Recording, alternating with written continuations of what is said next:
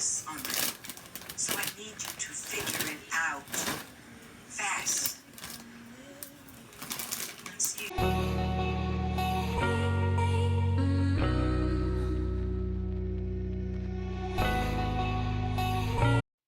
Hey guys, welcome back. So today's video is going to be a Valentine's look that I created.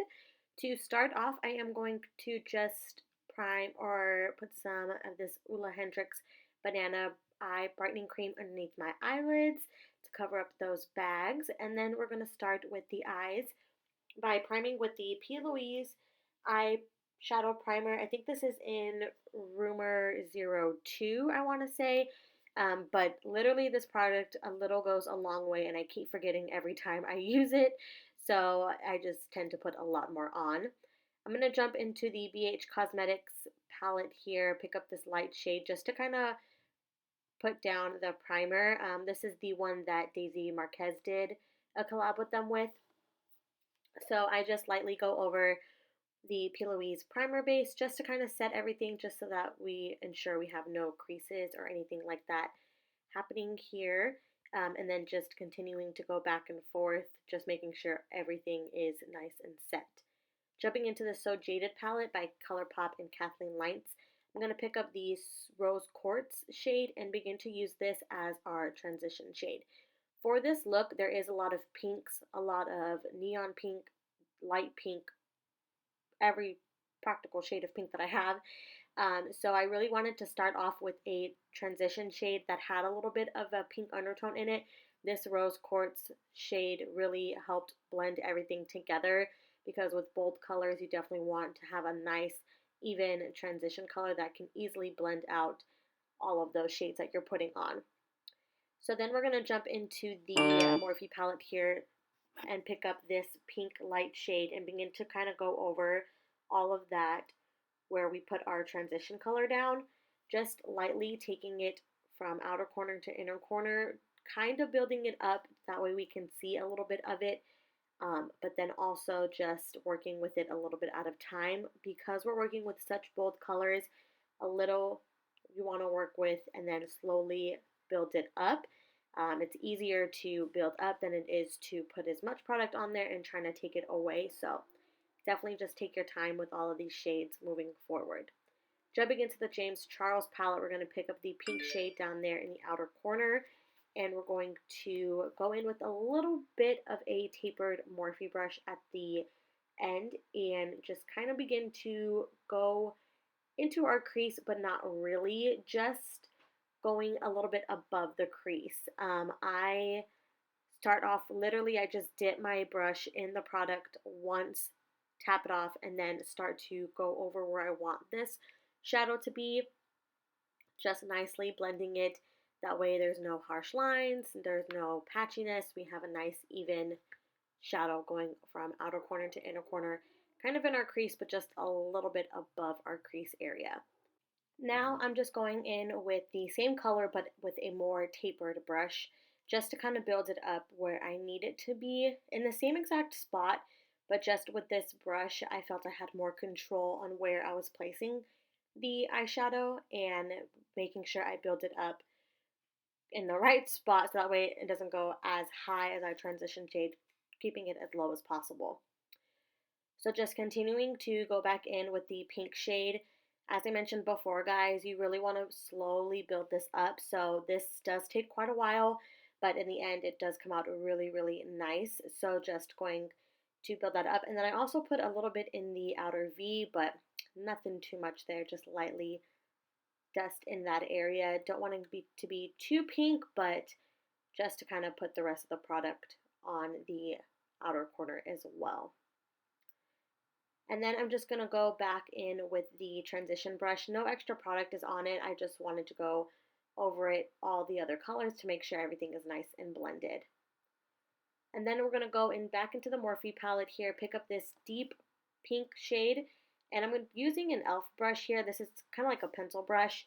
And I'm really building it up in the crease now, just going over back and forth from outer corner to inner corner where my crease is. And then lightly pulling it upwards when I have little to no products left on it. As with this color as well, I just dip my brush in once and then start to place where I want the product to be and then build it up from there. So as you can see here, just going from outer corner to inner corner, following the crease, making sure it's nice and bold and pink, because Valentine's Day we did go with the pink look here. And then I'm just going to go in with this brush here, just kind of dusting over that. Jumping back into the BH Cosmetics palette, I'm going to pick up the red berry shade and begin to work this in the outer corner. So now I'm taking just a smaller tapered Morphe brush and beginning to build that up. I lightly start to build it up where my lash line is and then follow it upward as if I was doing a winged liner. And then from there, I start to build it up and go inward towards the eye or towards the outer V to kind of make it have more depth and have more color there, more dimension. So I just start to take that and lightly build it up until I get the product that I'm going for. Then I'm going to jump back into this pink shade here and go in with the e.l.f. brush here and just begin to, just this brush and begin to go back into the crease, just building it up more because I kind of felt like it was lost during that when we added the outer corner shade. So just begin to build up the crease and make it a lot more pink. I wanted to keep it pink and not purple, so I was trying to stay on that route.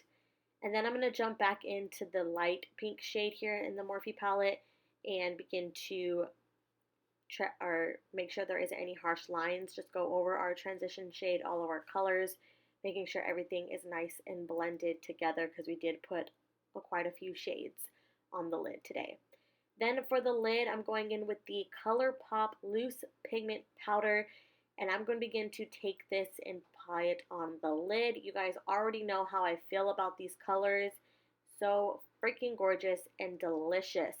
To get it like this, I just put a little bit of the powder on the back of like a little cap, and then I put some makeup setting spray in the cap as well and mix it together until it becomes liquid. And then that's how I apply it to the lid.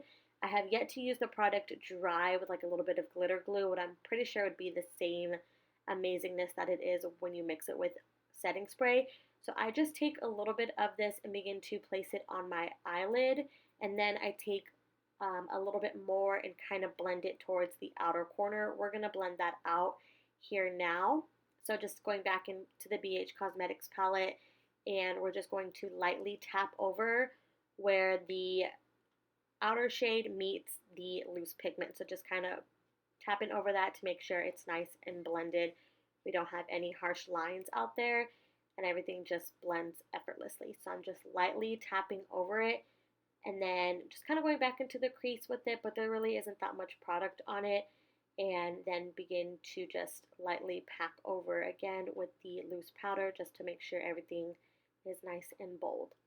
Now that we have our brows on and our lashes, and yes, I did cut my hair. It was kind of a big shocker, but I actually like it really short like this.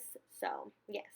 To prime the face, we're going in with the e.l.f. Poreless Primer, and I'm just going to take some and apply it onto my T-zone area, cheeks, nose, chin, forehead, basically my whole face, and use that as primer today.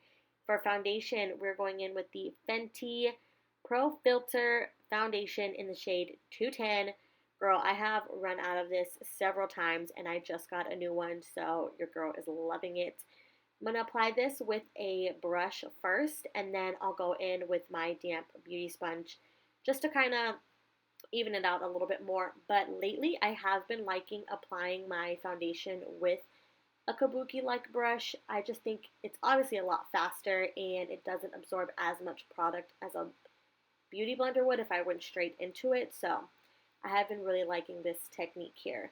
For concealer, I'm going in with the e.l.f. 16-Hour Cameo Concealer just to brighten up my under eyes. I also put that on my chin, cupid's bow, and my forehead.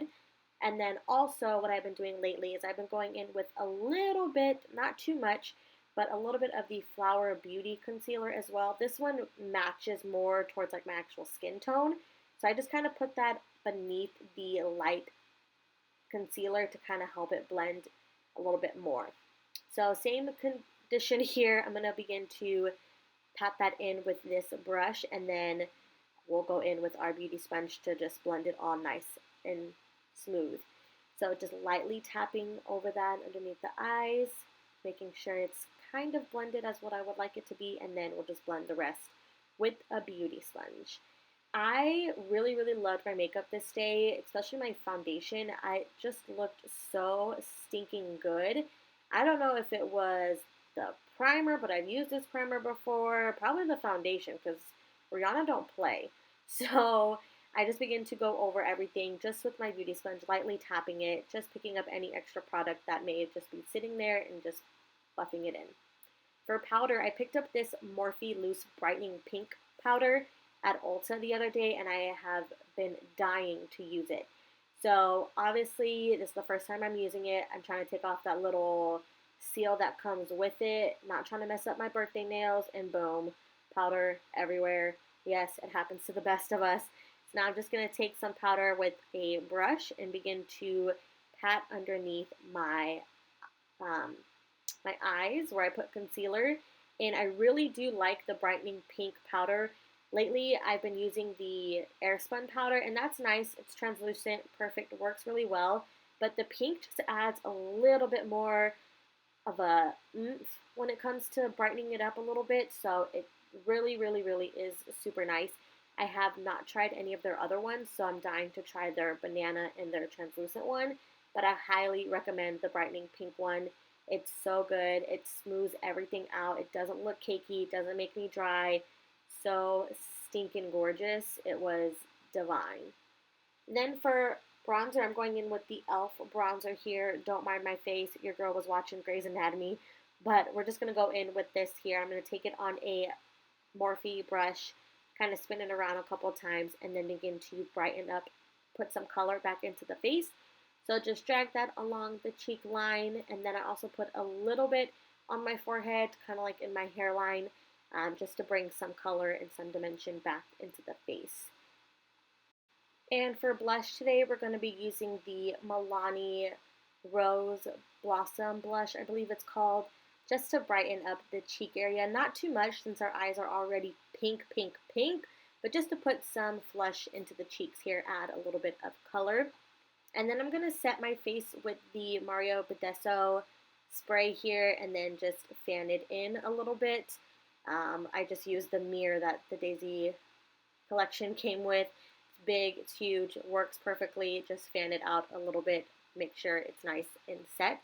And then for highlight, I'm going in with the Blossomtime, I believe this is called, by Wet n Wild. I'm probably getting all of these names wrong, but everything will be listed down below. And I just apply it onto my highlighting cheek area. I do apply it on the tip of my nose and my cupid's bow. This pink rose gold highlight tied in really well with this look. And then for the lower lash line, jumping into the light pink shade, I'm just going to pick a little bit of that up and go from outer corner to inner corner to complete the eye look here. We'll almost complete the eye look. And then I'm going to also go in with a little bit of a deeper shade to kind of blend it all together. But for now, we're just jumping in with the light one, making sure everything is nice and blended down below. And then I'm going to pick up the pink shade in this palette with the same e.l.f. brush and just apply the littlest tiny amount onto the lower lash line, as close to my lashes as possible, just to get more dimension as we do have it on the top of our lid. We're going to also do it to the bottom of our lid as well. So just packing that color on, and then that is everything for the lash line. Next, we're going to go in with the lip liner. I am out of color, or out of frame here, covering it up by the mirror, but this is the lip line from Colourpop called BFF. Love this freaking lip liner. So stinking good. And then I'm going to go in with the Unbothered, or no, it's Uncensored. Unbothered, Uncensored. One of those ones by Fenty Beauty. I'm so sorry I'm getting all these names wrong, but this is their matte lipstick, and I just adore their formula. It's so nice. Doesn't crack my lips. Not super drying. So stinking freaking amazing. And then I'm going to go in with liner here for our waterline. This is from Colourpop. This is their Honeysuckle. And then I'll also go in with their BFF mascara as well. So adding the tan color here in the lower or in the waterline really brightens up and opens up the eyes. I didn't want it to be too dark. You can definitely swap this out for a black liner and make it a little bit more dramatic, but adding the nude here looked really, really well. And then as mentioned before, I'm just going to go in with my BFF mascara by Colourpop and begin to coat those lower lash lines as well as the top ones. But other than that, guys, that is it for today's video. I really, really hope you all enjoyed, and I will see you next time. Bye.